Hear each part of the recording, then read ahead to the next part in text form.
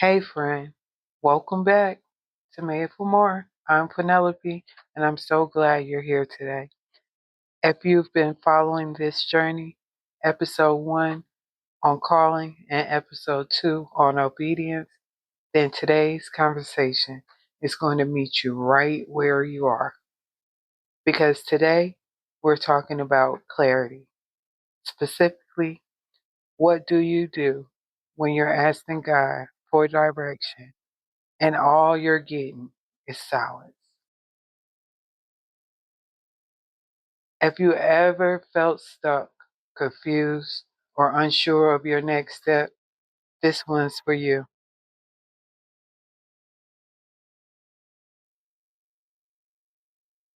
Let's be honest, clarity feels comforting.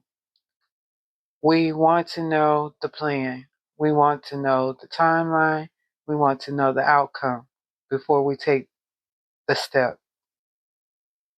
But here's the truth: God often gives direction before he gives details. And sometimes the silence isn't no, it's not punishment, it's not rejection, it's not God ignoring you. Sometimes the silence is preparation, sometimes the silence is protection, sometimes the silence is God saying, stay close. I'm teaching you to trust me, not the plan. Let's look at Elijah for a moment. He was desperate to hear from God, desperate for clarity. And scripture says there was a mighty wind, but God wasn't in the wind. Then an earthquake, but God wasn't in the earthquake. Then a fire, but God wasn't in the fire. And then a whisper. God did not speak through the dramatic. He spoke through the quiet. Sometimes we're looking for clarity in the loud moments, the signs, the confirmations, the big moments. But God is whispering in the stillness. Clarity often comes quietly, not dramatically. Let's name the reasons clarity feels so difficult. We want answers, not alignment. We want certainty, not surrender. We want timelines, not trust. We're afraid of getting it wrong. We're afraid of waiting too long. We're afraid of moving too soon. And sometimes we're asking God for clarity while holding on to control. Clarity requires release. It requires trust.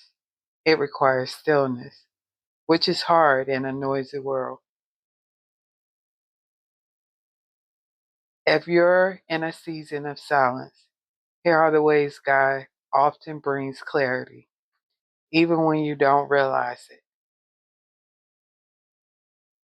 First, through His Word. Scripture is the clearest voice of God.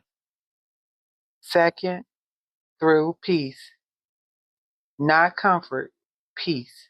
Peace is alignment. Third, through alignment, doors opening, opportunities confirming, timing shifting. Fourth, through community, wise counsel, mentors, spirit led conversations. Fifth, through repetition, when the same message keeps showing up, pay attention.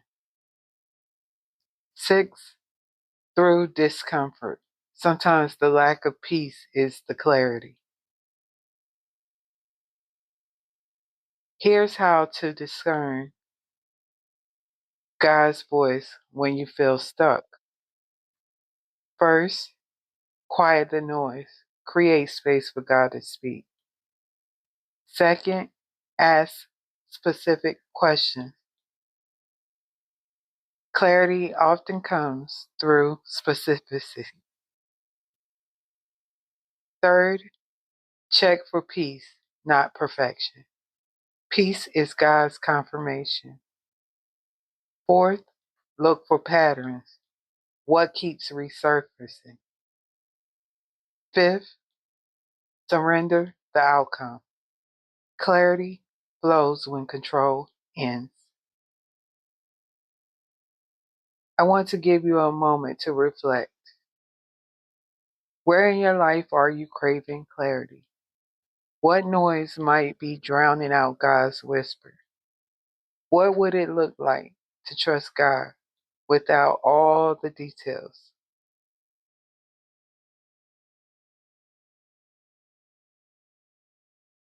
Bring that to God. Write it down. Sit with it. Let Him speak in His timing.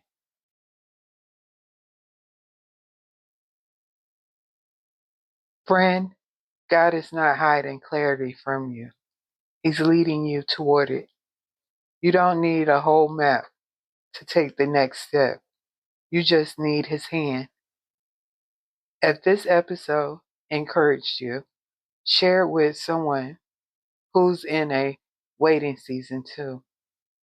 And next week, we're talking about comparison and calling and how to stay focused on the lane God designed just for you. Until then, remember, you were